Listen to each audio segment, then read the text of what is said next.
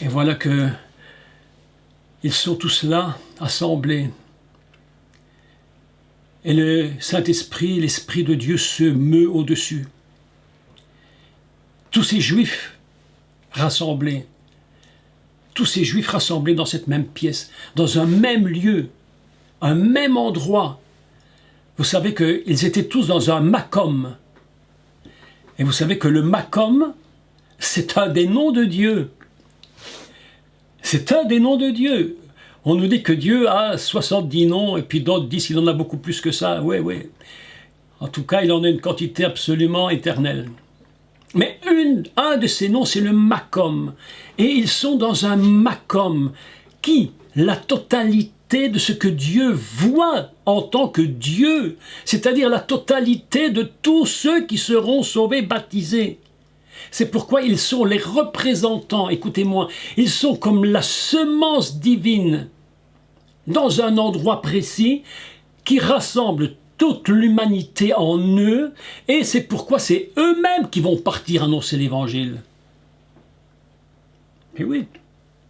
Pourquoi le Messie leur a-t-il dit, écoutez, réfléchissons une seconde.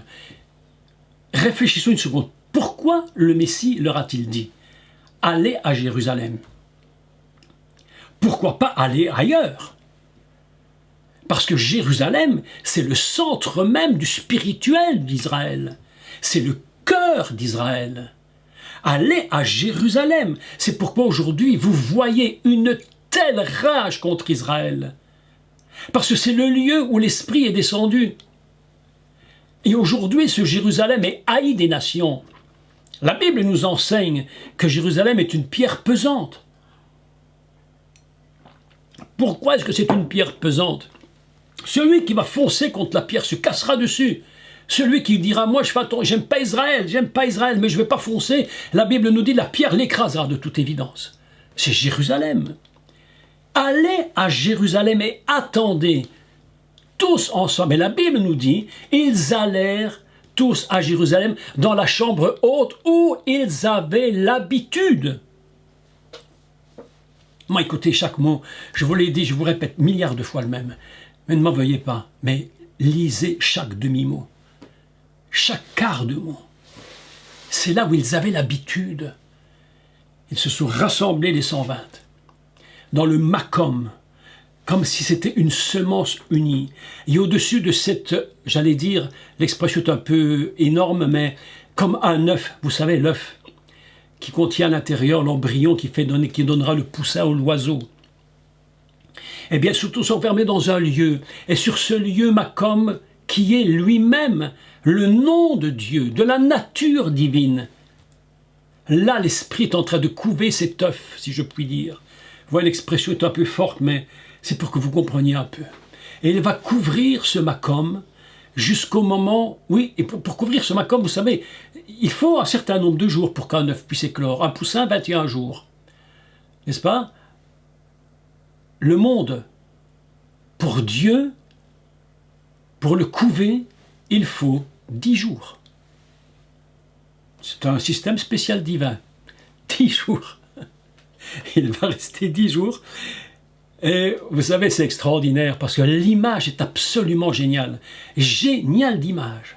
Vous avez vu qu'un oiseau qui couve, parfois il est sur ses œufs, puis de temps en temps il sort, il vole, va chercher, il revient, il se repose dessus. C'est exactement ça qui se passe le jour de Shavuot.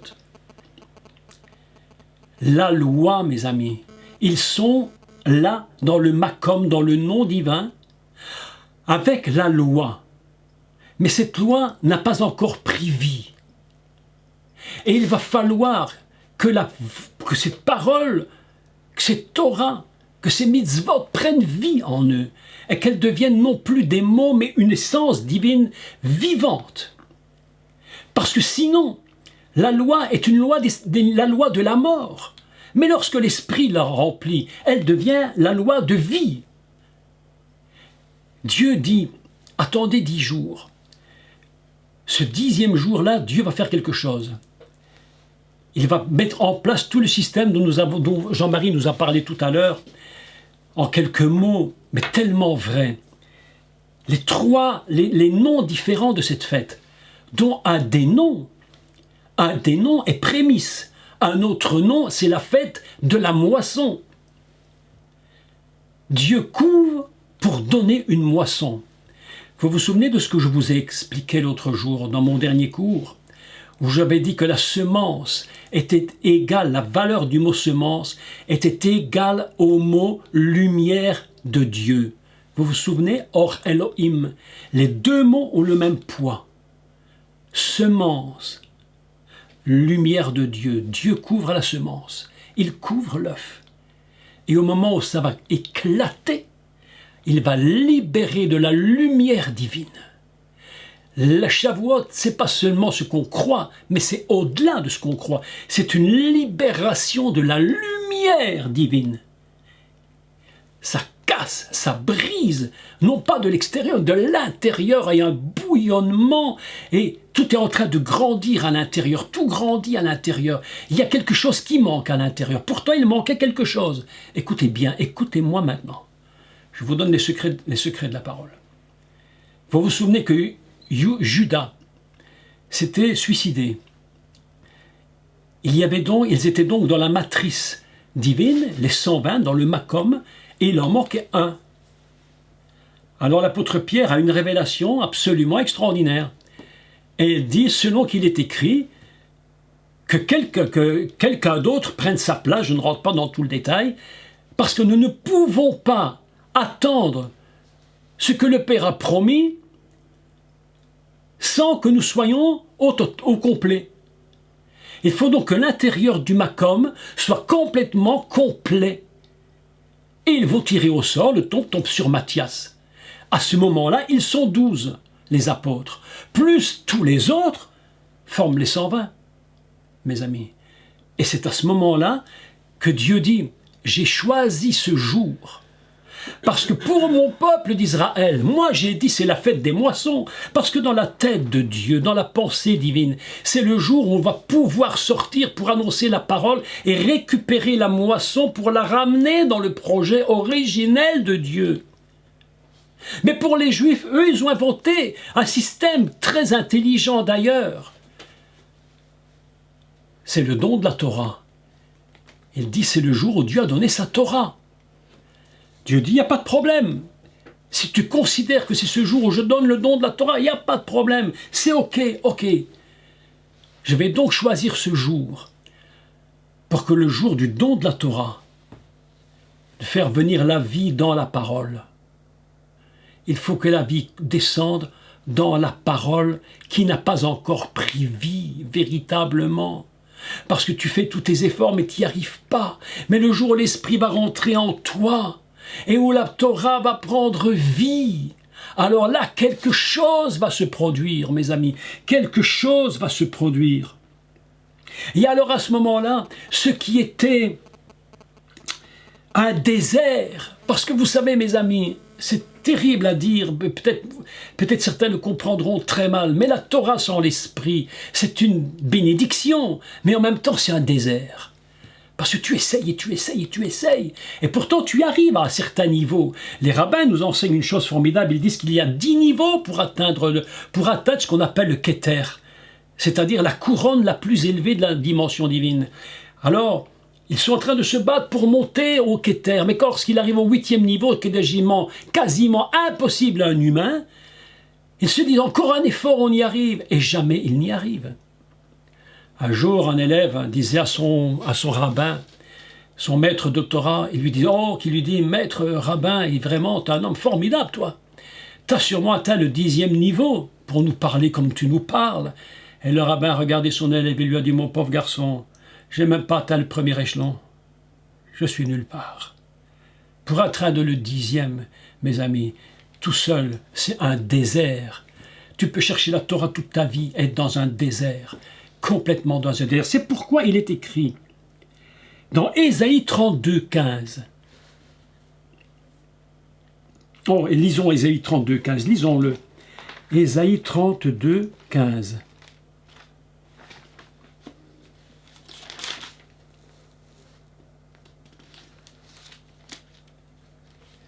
Vraiment un texte absolument extraordinaire.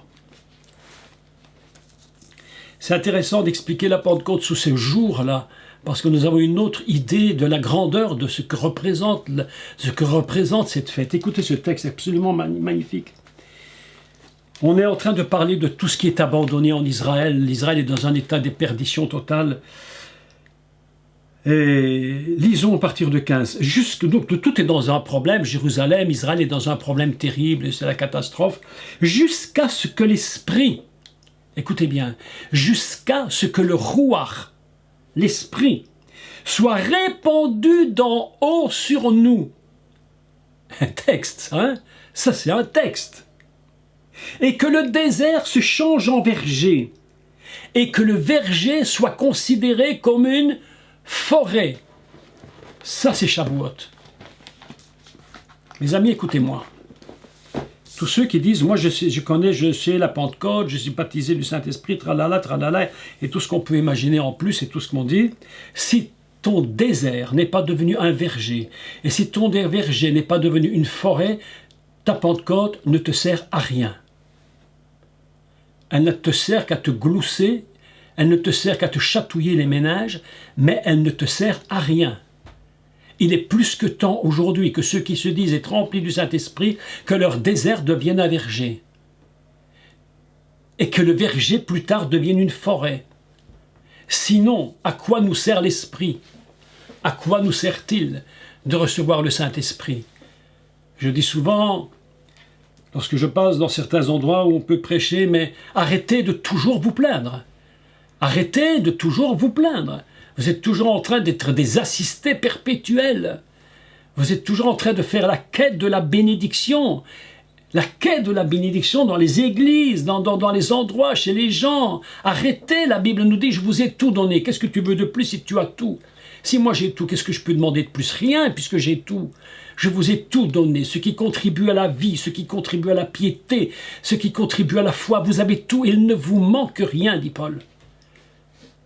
Et les 120 sont dans ce Makom à Jérusalem, dans la chambre basse. Mais non, dans la chambre haute. Mais bien entendu, qu'est-ce que tu veux faire dans la chambre basse? Il faut monter au minimum. Monte en haut. Là, le Seigneur t'attend. Et il choisit le jour de Shavuot. Il choisit ce jour exceptionnel.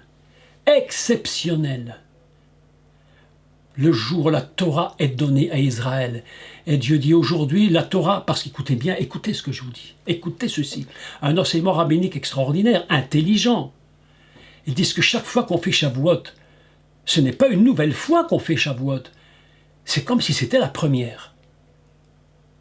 C'est comme si jamais elle n'avait été faite avant. Chaque fois que tu fais Pessah, c'est pas le nouveau Pessah. C'est comme si c'était la première fois que tu fais Pessah. Mais oui. Donc Dieu dit, puisque c'est la première fois, profitons-en et donnons tout de suite la vie. Et c'est pourquoi il attend ce jour. Il attend que la matrice soit fermée, enfermée, complètement fermée. Le Makom divin, 120, 12 apôtres, tout est remis à niveau. On est au recommencement du monde. Shavuot, c'est le recommencement de l'univers. Même si c'est dans l'histoire du temps, c'est fondamentalement dans l'univers et au commencement de l'univers. Texte absolument exceptionnel, exceptionnel, exceptionnel. N'oubliez jamais Ésaïe 32, 15.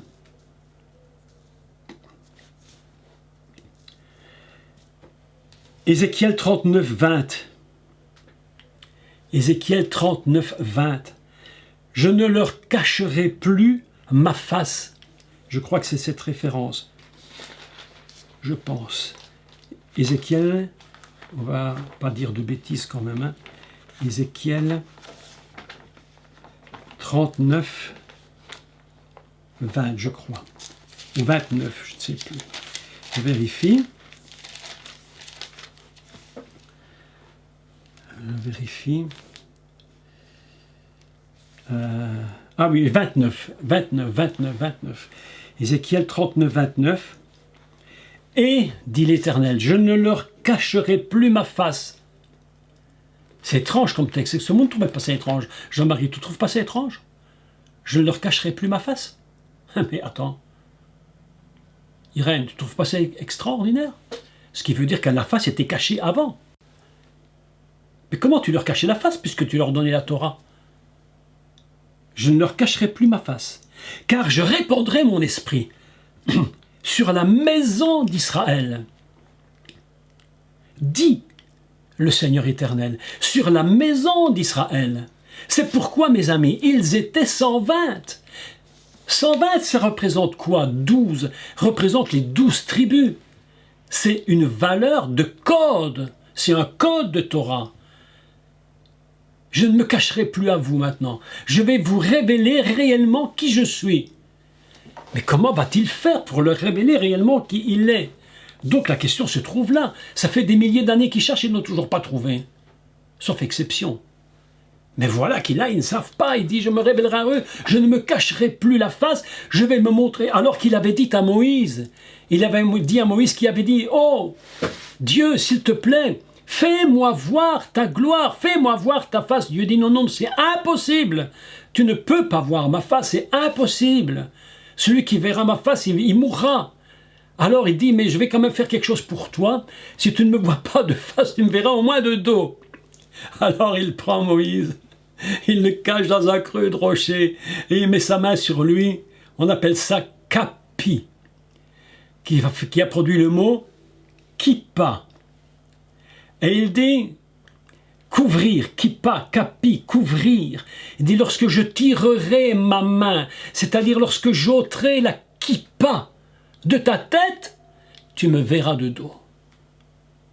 Et Dieu dit au prophète Ézéchiel, je ne cacherai plus ma face. Non mais attendez, mes amis, écoutez bien. On n'est plus ici c'est plus de la rigolade ici, c'est plus du jeu. On est passé dans une dimension incroyable. C'est des termes que nous lisons, nous, basiquement, habituellement, parce que nous sommes enfants de Dieu. Nous avons cru dans le Mashiach, Yeshua. Mais pour un juif, je ne cacherai plus ma face. Ça veut dire tu seras au-delà de ce qu'était Moïse, dans la vision. Mais c'est ça, Shavuot. Alors il dit, je mettrai mon esprit, je ne leur cacherai plus ma face, car je répandrai mon esprit sur la maison d'Israël, c'est-à-dire sur les 12 tribus. Oh là là là. Ça c'est Pentecôte, ça. On arrive tout doucement à la Pentecôte. On n'est pas encore arrivé. Là, je suis en train de préparer le terrain pour arriver à la Pentecôte. Parce qu'on ne fait qu'une préparation ici. Jusqu'à maintenant, Jean-Marie et moi, on a préparé le terrain. Maintenant, on va rentrer dans la véritable Pentecôte. On va expliquer ce que c'est maintenant. Et on va comprendre le secret de l'amour de Dieu. Et ce verset extraordinaire, qui est le verset le plus connu dans le monde entier. Il n'y en a pas un plus connu. Jean 3, 16. Si un chrétien lui demande, cite-moi un verset de la Bible, il te cite en général Jean 3, 16. Si ce n'est pas un chrétien très assidu à l'église, au moins il connaît celui-là, c'est déjà pas mal. Mais enfin, c'est peu. Mais en réalité, c'est le summum. C'est le summum de tout ce qui existe. Le summum de ce verset biblique, c'est Jean 3, 16. C'est le commencement de l'amour de Dieu fondamental. C'est pourquoi à qui parle-t-il quand il cite Jean 3, 16? Quand Yeshua parle à Nicodème, de quoi lui parle-t-il de Jean 3, 16? Car Dieu a tant aimé le monde. Il parle de celui à qui il a dit, si tu ne sors de la source d'en haut, tu ne peux pas voir le royaume, tu ne peux pas y rentrer. C'est à lui qu'il a dit cela.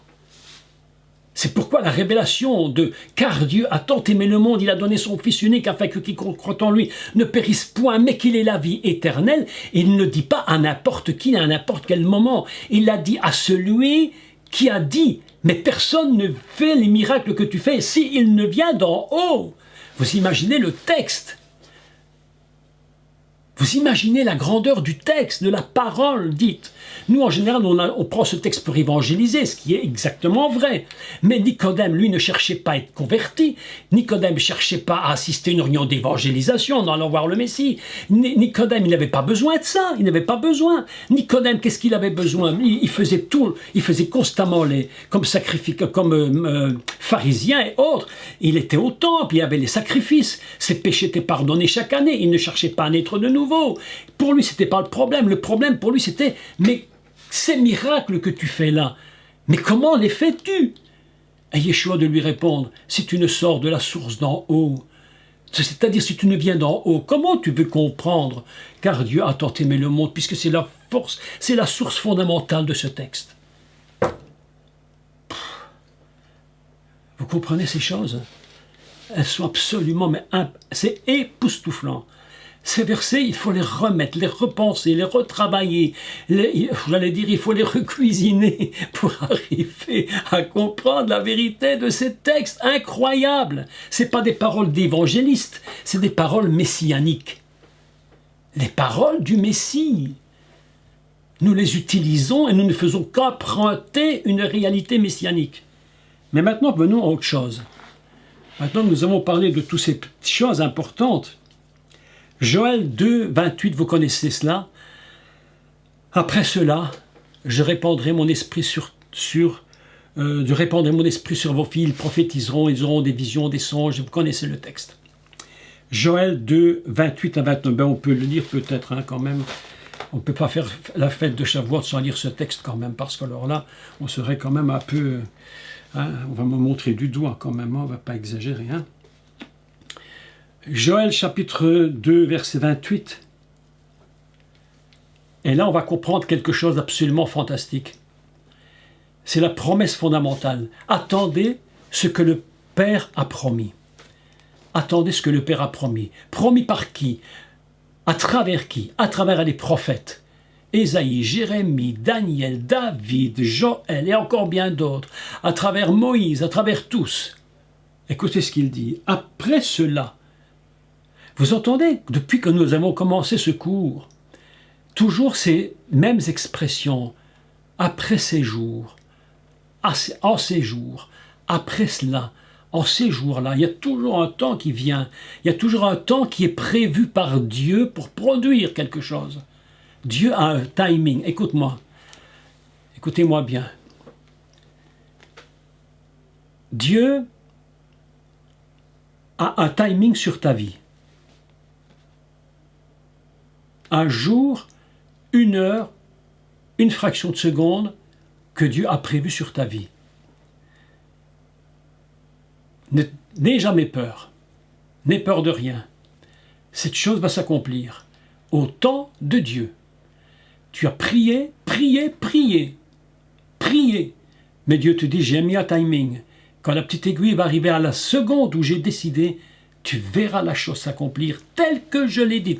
Rien ne sera en dessous de ce que j'ai dit. Mes amis, rien n'ira en dessous de ce qu'il vous a dit qu'il fera. Jamais. C'est pourquoi il est écrit « après cela ». Ça veut dire que vient le temps. Je répandrai mon esprit sur toute chair. Pourquoi dit-il toute chair? Parce que ils sont 120 et qu'ils représentent la totalité d'Israël et la totalité de l'humanité. Toute chair. Vos fils et vos filles prophétiseront. Ce ne sera plus que quelques-uns, pas seulement quelques-uns, mais tous auront la capacité de prophétiser. C'est pourquoi l'apôtre Paul dit « Je désire que vous parliez tous en langue, mais plus encore que vous prophétisiez. » Parce que dans la prophétie, il y a une dimension de connexion avec Dieu que tu ne peux même pas imaginer. Non, il faut absolument un jour que je vous enseigne sur ce qu'est la prophétie véritablement. Absolument ce qu'est la prophétie. C'est pourquoi il ne dit pas en ces jours-là, ils feront des miracles. Il va beaucoup plus loin, il dit ils prophétiseront. C'est-à-dire ils seront devenus la bouche de Dieu. Ils seront la bouche, c'est-à-dire les porteurs de paroles divines, de la parole fondamentale. En ces jours-là, je répandrai mon esprit sur toute chair. Vos fils et vos filles prophétiseront. Vos vieillards auront des songes. Je me suis posé pourquoi des songes? Je me suis dit parce que comme ils sont vieux et dorment beaucoup, Alors ils n'ont plus grand chose à faire à courir à droite à gauche. Alors eux ils ont des songes, les jeunes ils ont des visions, ils vont courir dans la vision. Hein, je cours dans la vision, je suis jeune, je suis vieux, je dors, tu me donnes des songes. Donc vous voyez qu'il y a toujours un équilibre à comprendre. Je commence à avoir quelques songes aussi, hein, alors je commence à m'inquiéter au sujet de mon âge. Hein. Bon, passons. Et vos jeunes gens des visions, même sur les serviteurs et les servantes, ce qui n'est pas par hasard, même sur les serviteurs et les servantes, c'est-à-dire ceux qu'on considérait le moins, ceux qui sont que là pour servir les autres. Il dit, même ceux-là, je vais les visiter, je leur mettrai mon esprit, je les mets au même niveau. Dans ces jours-là, je répandrai mon esprit, etc., etc. Et nous arrivons maintenant au jour de Shavuot, un jour particulier dans toute l'histoire d'Israël. Vous êtes-vous posé la question, pourquoi Dieu a-t-il fait tomber son esprit ce jour-là? Est-ce qu'il n'y avait pas d'autres fêtes de Shavuot en Israël? Est-ce qu'il n'y en a pas eu chaque année pendant 2-3 000 ans? Bien sûr. Mais c'était le jour précis. Il y a un temps précis pour bénir et pour faire l'œuvre de Dieu. Un temps toujours précis. Tu peux te poser la question, tu as parfois l'impression que le temps est long pour toi. Et Dieu t'avait dit, mais ça ne vient pas et c'est long. Et qu'est-ce qui m'arrive? Et les années passent 5 ans, parfois 30, 40, 50. Tu dis, mais pourquoi? Parce qu'il y a un jour précis. Le jour de la Pentecôte, chapitre 2, Actes. Nous allons lire et expliquer maintenant. Pour vous montrer la puissance de ce jour. Le jour de la Pentecôte, de Shavuot.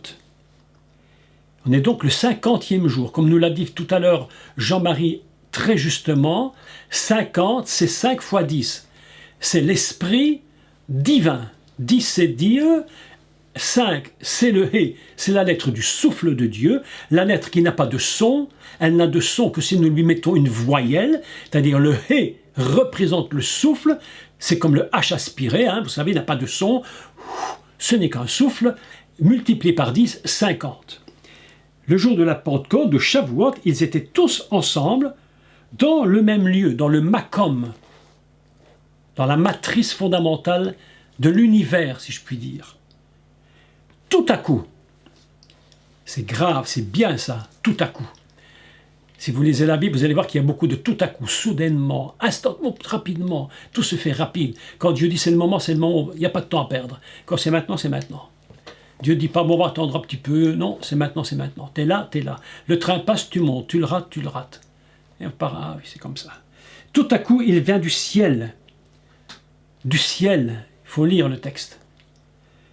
Un bruit comme celui d'un vent impétueux. Et il remplit toute la maison où ils étaient assis. On appelle ça, vous savez comment on appelle une maison où on est assis en attendant la parole? On appelle ça une yeshiva, un lieu où on s'assied pour écouter la parole. Ils étaient, oh, on fait des traductions un peu comme ça, mais ça vaut la peine de les faire, c'est amusant. Ils étaient tout à coup il vient du ciel un bruit comme celui d'un vent impétueux, il remplit toute la maison où ils étaient dans la yeshiva. Ils étaient tous assis. Des langues semblables, des langues de feu leur apparurent séparées les unes des autres et se posèrent sur chacun d'eux. Et ils furent tous remplis du Saint-Esprit et se mirent à parler en d'autres langues selon que l'Esprit leur donnait de s'exprimer. On n'est pas ici dans une réunion d'église évangélique qui cherche l'Esprit de Dieu ou pas. On n'est pas du tout dans le même cas. C'est pas ça du tout. Ici, on est à Jérusalem. Le cœur et le battement du cœur, selon qu'il est écrit dans Ésaïe, parle au cœur de Jérusalem. Parle à son cœur. Car sa délivrance est proche. Sa délivrance est proche. Parle au cœur de Jérusalem. Ils étaient tous dans ce lieu. Et quelque chose va se produire d'absolument, mais absolument extraordinaire, que nous retrouvons d'ailleurs dans le prophète Ézéchiel, au chapitre 1.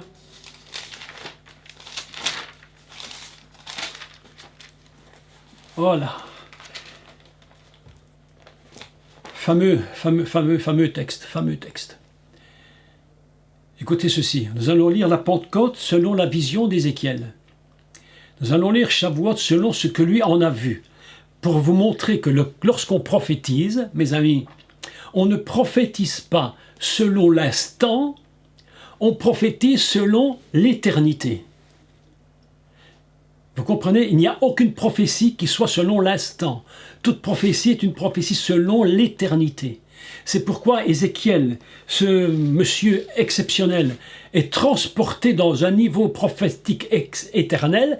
Et qu'est-ce qu'il dit? Verset 4. Nous lisons directement au verset 4. « Je regardais, et voici, il vint du septentrion, un vent impétueux. » C'est un texte quand même, hein? « Et une grosse nuée et une gerbe de feu, qui répandait de tous côtés une lumière éclatante, au centre de laquelle brillait comme de l'airain poli, sortant du milieu du feu. Il y avait au milieu de cette vision, nous dit le texte hébreu, dont je vous avais parlé il y a déjà des mois, vous pouvez retrouver ce texte, comme une sorte d'électricité à l'intérieur, comme un arc électrique. D'ailleurs, on veut utiliser les mêmes mots en français, en hébreu moderne, pour dire électricité. On utilise la même chose. Il y avait quelque chose d'extrêmement puissant. Et qu'est-ce qu'il voit? Il entend premièrement un vent impétueux. Autrement dit, le jour de Pentecôte, le jour de Shavuot, c'est la prophétie d'Ézéchiel, chapitre 1, verset 4, qui est en train de se réaliser.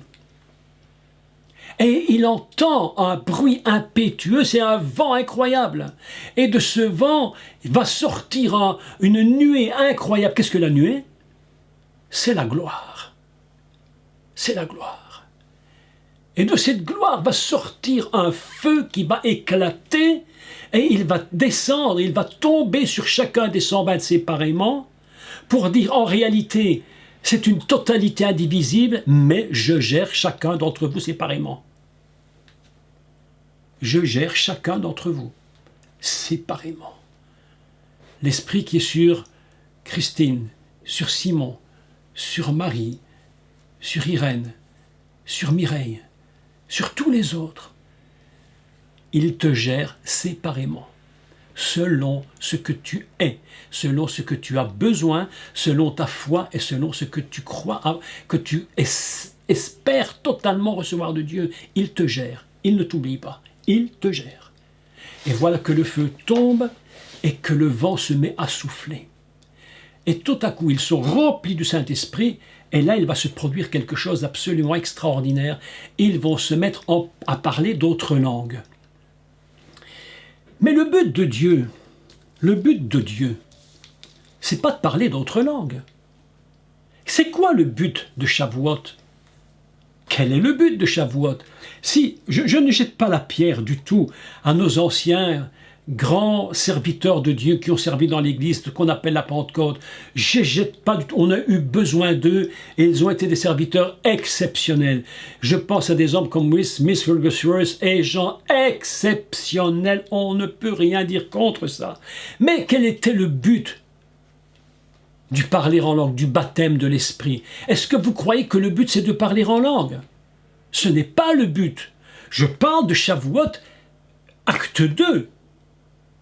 Quel était le but de Shavuot? C'était quoi ce but? C'était d'amener la moisson et de faucher la moisson pour qu'elle puisse être engrangée dans le ciel. Ramener la moisson. Yeshua l'avait dit. Regardez déjà les champs qui blanchissent. Et les apôtres étaient là. Et puis, il leur dit une chose extraordinaire. Il leur dit, regardez les champs qui déjà blanchissent pour la moisson. Alors tu as tous les 12, hein, vous voyez, ils étaient tous là, ils tournent tous la tête, ils regardent et ils voient rien du tout. Ils voient rien du tout.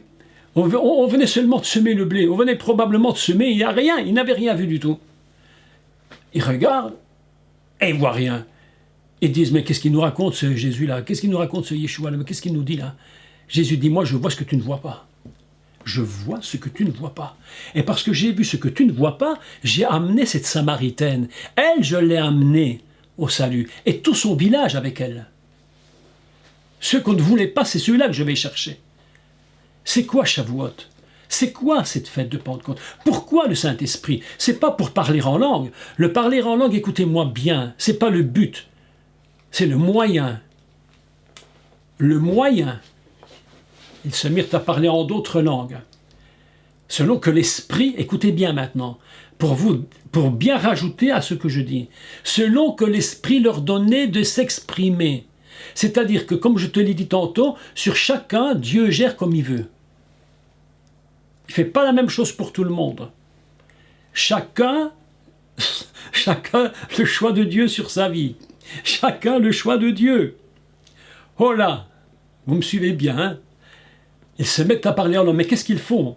Ils parlent en langue. Mais le but de Dieu... Écoute, non, il faut quand même expliquer les choses, hein, franchement. Le but de Dieu, c'est pas qu'il parle en langue.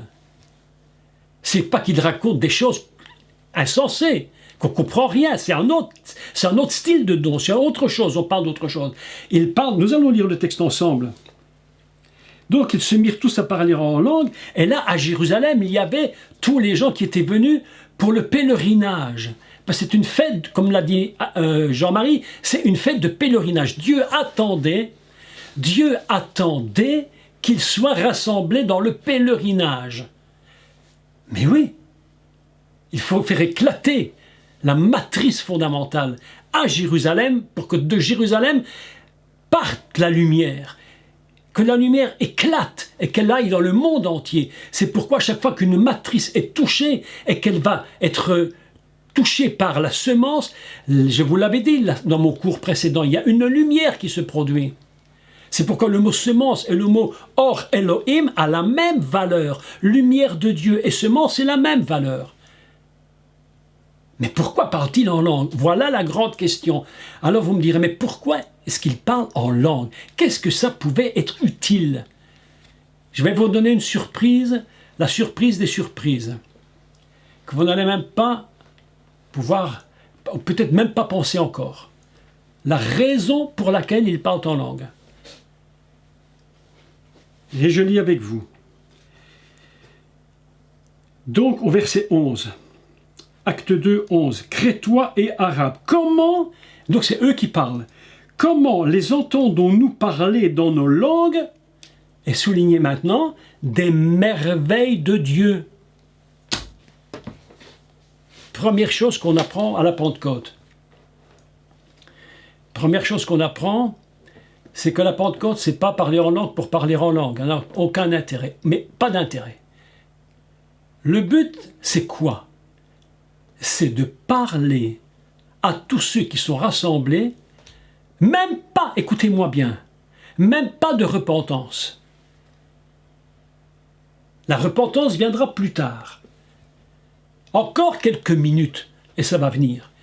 Mais pour l'instant, ce qu'ils ont besoin d'entendre, tous ces Juifs, c'est des gens qui parlent des merveilles de Dieu.